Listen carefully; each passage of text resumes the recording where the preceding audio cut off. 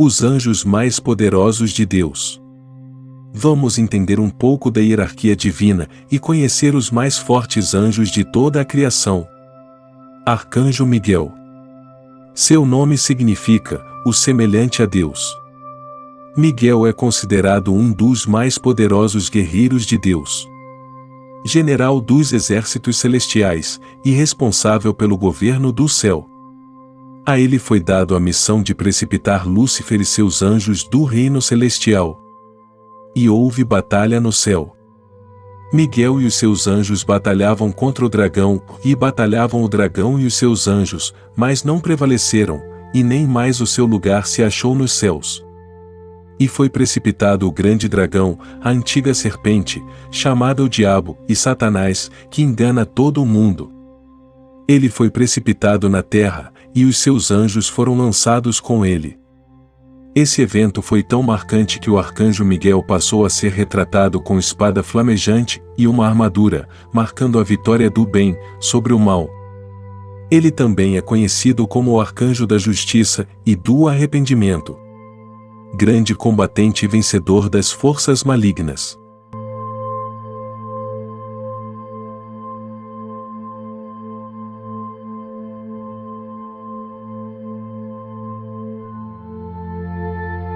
Rafael. Enviado por Deus para curar em seu nome, Rafael significa curador divino ou Deus cura, em hebraico.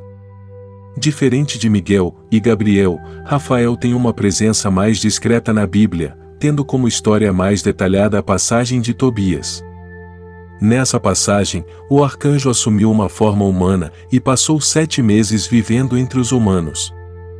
Ele acompanhou e guiou Tobias até o seu destino. Enquanto caminhavam às margens do rio Tigre, Tobias foi atacado por um grande peixe, que tentou arrastá-lo pelos pés. O arcanjo Rafael o encorajou a lutar e não deixar o peixe vencer. Assim fez Tobias, que conseguiu tirar o peixe para fora do rio. Então o anjo disse: "Abre o peixe, tira o coração, o fígado e o fel, e fica com eles, pois servem como remédio. Deixe de fora as entranhas. O coração e o fígado servem para livrar uma pessoa do poder de um demônio ou espírito mau. É só queimá-los, e o fumo faz o demônio fugir. Nunca mais a pessoa será atacada nem dominada por um demônio. O fel serve para curar manchas brancas nos olhos. É só passá-lo nas manchas e depois soprar-lhes, e a pessoa começa novamente a ver." Chegando até seu destino, foi-lhe oferecido a mão de Sara em casamento. Ela era uma jovem linda, mas apesar disso, estava possuída por um demônio. Já havia se casado por 7 vezes, e seus maridos morriam antes de consumar o casamento. Tobias temeu se tornar mais uma vítima desta maldição, mas o arcanjo Rafael lhe assegurou que Deus estava com ele. O arcanjo então propôs um ritual, e Tobias, orientado por Rafael, usou o coração e o fígado do peixe para expulsar os demônios. Os demônios foram exorcizados e assim se casaram e consumaram o seu casamento. Rafael também guardou Tobias em sua volta para casa e o orientou a curar a cegueira de seu pai, usando o fel do peixe.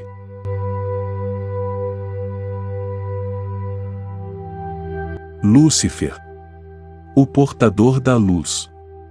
Esse é o anjo mais perigoso e perverso de toda a criação. Deus criou esse extraordinário anjo, como líder de todos os anjos. Ele era o arcanjo mais próximo ao trono de Deus. Estando sob a autoridade direta do Filho de Deus, mais conhecido como Jesus, que tinha o mesmo propósito e pensamento com Deus Pai. A tarefa de Lúcifer era difundir a luz e a vontade de Deus a todos os anjos. Lúcifer era extremamente bonito e dotado com poderes de liderança e organização. Sendo assim, era admirado, respeitado e amado por todos os anjos. Eras o sinete da perfeição, cheio de sabedoria e formosura, de todas as pedras preciosas te cobrias.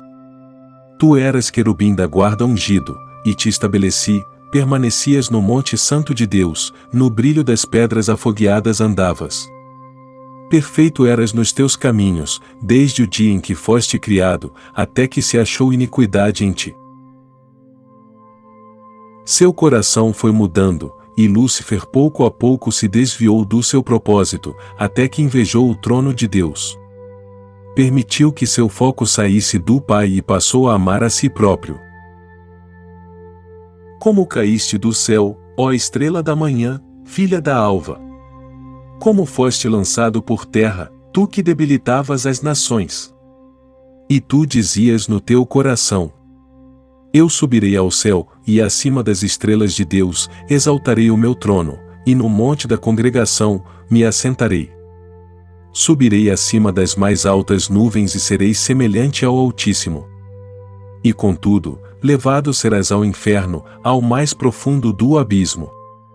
Os que te virem te contemplarão, considerar-te-irão, e dirão: é este o varão que fazia estremecer a terra e que fazia tremer os reinos? Que punha o mundo como um deserto e assolava as suas cidades. Que a seus cativos não deixava ir soltos para a casa deles. Quando traiu a Deus, Lúcifer caiu de seu esplendor e perdeu sua ligação com a luz, se tornando o inimigo, Satanás.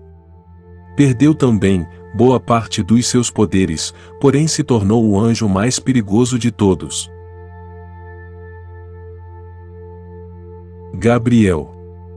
O anjo Gabriel é muito conhecido por ser o mensageiro de Deus. Porta-voz por excelência das revelações divinas. Seu nome de origem é do hebraico, significa guerreiro de Deus. Em algumas tradições ele é conhecido como o anjo do nascimento e da ressurreição. Mas o anjo lhe disse: não temais, Zacarias, porque a tua oração foi ouvida, e Isabel, tua mulher, te dará à luz um filho, e lhe porás o nome de João. Ele será motivo de prazer e de alegria para você, e muitos se alegrarão por causa do nascimento dele. Zacarias perguntou ao anjo: como posso ter certeza disso? Sou velho, e minha mulher é de idade avançada. O anjo respondeu: sou Gabriel, o que está sempre na presença de Deus. Fui enviado para transmitir a você estas boas novas. Agora você ficará mudo. Não poderá falar até o dia em que isso acontecer, porque não acreditou em minhas palavras, que se cumprirão no tempo oportuno.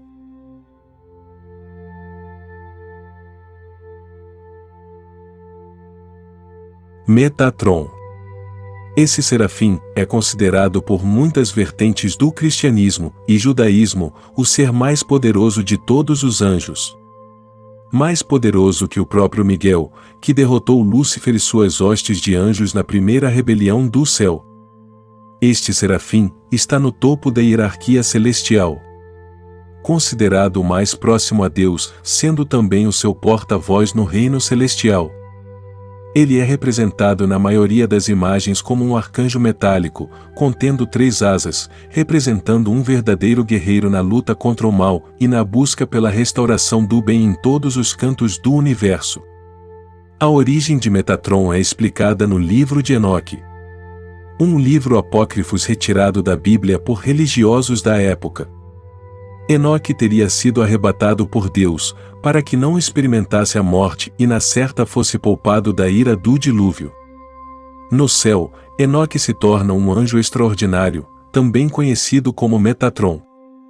Quando um rabino teve permissão de adentrar aos céus e se deparou com Metatron, sentado ao trono, ele de imediato imaginou que existia 2 autoridades celestiais, Deus e Metatron.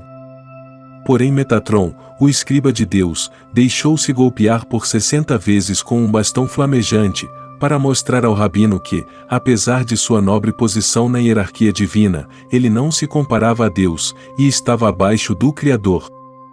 Metatron também é conhecido como o anjo da vida e da morte.